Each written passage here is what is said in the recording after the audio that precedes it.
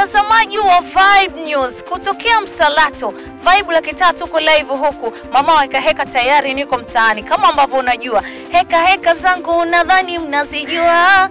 Nikiamua langu hakuna kuzuia. Sikutishi shoga yangu ukweli nakwambia. Kama unaweza bifu basi kati ingia. Ukitaka kupigana njoo. Ila njoo nikupige. Ingawa mwili wangu sio wa kupigana. Wana tumekuja huku. Listi ni ndefu, mambo ni mengi kweli kweli. Nikianza kuorodhesha hapa naona kama jua litazama. Twende mtaani tukawasikilize wananzengo. Wana lipi la kuzungumza, wana lipi la kuniambia. Mambo ni mengi kweli kweli. Mikopo huku kuna ofisi ya mikopo. Lazima niende pale nikazungumze naye. Kwa nini wanafanya watu wanakimbia? Kweli mikopo ni mibaya kama ambavyo watu wanasema, lakini mafundi cherehani, mama ntilie na watu wengi sana wana mengi sana ya kuniambia. Ungana nami mpaka pale ambapo tutasema bye bye. Na kila siku tunasikia heka mtaani, kelele nyingi, watu wa mikopo, watu wamechukuliwa vitu vya ndani, watu wamehama miji, watu wanaamka saa 9 za usiku wanakimbia. Sasa mimi bana Malikia kwa mtaani kasema ngoja nifanye hima, mguu mosi mguu pili mpaka kwa wahusika wakatuambie kweli mikopo ni mibaya, kweli viwango vile vya riba wanavyoweka ni vikubwa, na kitu gani ambacho kinapelekea sasa mpaka mtu anachukuliwa vitu vyake vya ndani. Kama ambavyo unaona nimekuja kwenye ofisi zao, watuambie yale mengi ambayo tunayasikia mtaani. Yeye ana ukweli wote. Mambo poa, mambo vipi? Poa. Niko poa. Unafahamu kama nani? Amos. Au kwa ujumla tunafahamu kama Mahagula Financial Service. Hii inaitwa Agua? Mahagula Financial Service. Mahagula. Au nyie ndo wale, kuna tofauti ya kwenu na wale kausha damu na wengine? Ama ndio hiyo au? Ni majina wanazipa ila sidhani kama zina maana wanachokisema. Kumbe kausha damu ni watu waliamua kutoa. Walitoa jina tu. Sasa bana sisi tunasikia kwamba nyinyi ni wakali sana lakini kuna wengine ambao wanalalamika kuhusiana na issue za riba, zile zinakuwa kubwa, mnaenda mpaka watu mnawachukulia vitu vya ndani. Hebu tuambie wewe mtu wa mikopo. Kwanza hii mikopo inakuwaje, utaratibu wa kuchukua ukoje, kiwango, na je kila mtu ambavyo anakuja unakuwa na makubaliano kabisa kwamba kila wiki kila siku utaleta kiasi fulani, na kipi hasa ambacho kinapelekea mpaka nyie mnaenda sasa kuchukua vitu vya ndani? Kuchukua vitu huenda ni kama mtu akishindwa makubaliano, na sio kwamba vitu vinachukuliwa pasipo makubaliano, ila vigezo na riba ni nafuu sana. Na hadi ifikia hatua kwamba mtu amechukuliwa kitu fulani ni ukaidi wa watu ambao wanashindwa kurejesha, lakini vitu viko sawa. Kwa mfano sisi vigezo vyetu ni vitatu. Lazima mtu awe na biashara, uwe na dhamana na udhamini. Kwa hadi kufikia hali ya mtu anachukuliwa vitu ni huenda biashara yake imeyumba, amekaidi kurejesha au hajamshirikisha mdhamini wake katika kurejesha, ndio maana nafikia hali kama hizo. Lakini sidhani kama kuna ukweli mtu anaweza chukulia kitu chake pasipo makubaliano ndani yao. Kwa mfano kwenye upande wa riba, huwa mnafanya kwa siku ama kwa wiki? Riba kwa mkopo wetu sisi kwa hapa kuna siku 30 na riba yetu ni nafuu, ni 20% mkopo wetu.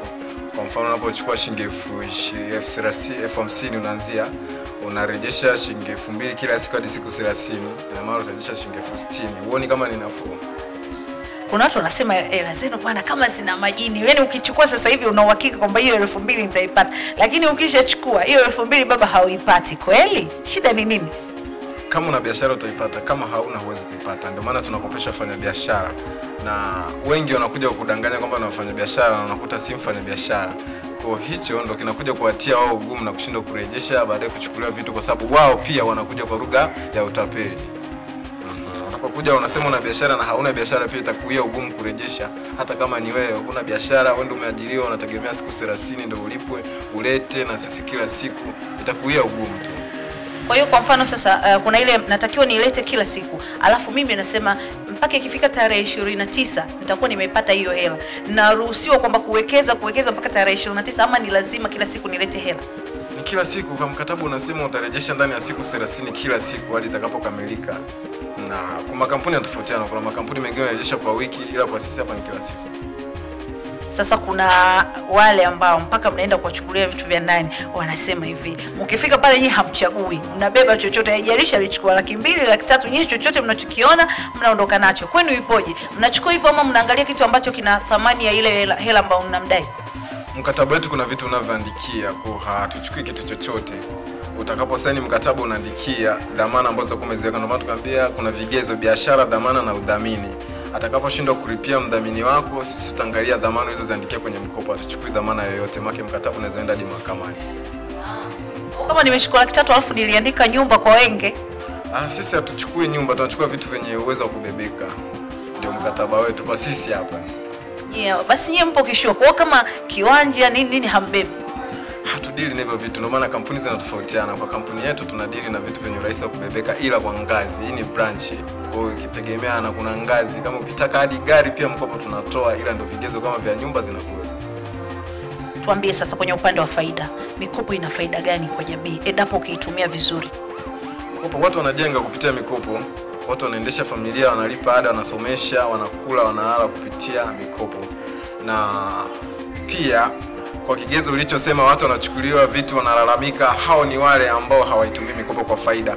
Ni wengi sana, hata matajiri makubwa wanakopa, matajiri wakubwa wengi wanakopa pia wanajisha na mikopo. Kwa ukitumia mikopo vizuri itaweza kukuwezesha. Watu wanaweza walipe ada kupitia mikopo. Kuna familia nyingi zinasomesha watoto wao kupitia mikopo. Kwa just wanaosema hivyo ni wale wanaobezi na mikopo kwa athara. Kuna effect na positive effect na result. Sasa kwa experience toka umeanza kufanya kazi na kampuni yako, ushakutana na visanga vingapi vya watu mkaenda mkuku, wateja wasumbufu, wateja wababaifu? Visanga ni vingi, hata nikielezea vyote sasa nitamaliza, ila wasumbufu wapo hawakosi. Hamna mtu aliyekamilika, wote tu na wasumbufu. Mshawahi kusamea, labda kumsamea mtu akasema basi bwana, kwa hapa tulipofikia sisi tunakuacha, kaa nayo? Labda ukifariki. Ukifariki tunakusamea. Ndio hapo utalipa, tutamaliza. Jamani, mpaka ufariki. Kwa maana tukaweka mdhamini. Ukishajidhamini wewe, utategemea na usimame wewe, pia tutaangalia biashara yako na mkopo unaohitaji. Kitu cha kumalizia, wito wako kwa wakopaji, unawashauri nini pale ambapo wanakuja kuchukua mikopo? Wale wa mama, hasa wa mama wanachukua sana mikopo. Wito wako unalipi la kuwashauri pale ambapo wanakuja kuchukua mikopo? Lakini hata kwa makampuni mengine tumeona baadhi ya watu hata mtaani yaani mtu tu kajiamulia zake, ana 500 zake, anaanza kufanya hii harakati za kukopesha watu. Unawashauri kitu gani ama unalipi la kuzungumza? Wakope kwa faida, wasikope kwa hasara. Na pia makampuni mengine wafanye kazi, wafanye katika kazi kulingana na mkataba wao basi. Wale ambao wanachukua mikopo washirikishe wake zao na wanaume zao, mpaka mnaenda kumdai mtu, mwanaume anashangaa, mimi sijui hichi akitoki hichi, mimi sijui aje nishirikishe. Unawaambiaje? Ni changamoto pia, kwa sababu unakuta mtu anakuja kukopa anasema hajaolewa au hajaoa, na utakapokwenda kumtembelea labda mwenzake kaenda kazini, kwa baadaye itakuja kuleta changamoto. Ndio hivyo sasa unakuta inapelekea kuharibu jina. Ila ukiwa mkweli kila kitu kinakuwa sawa tu. Shukrani sana. Asante sana.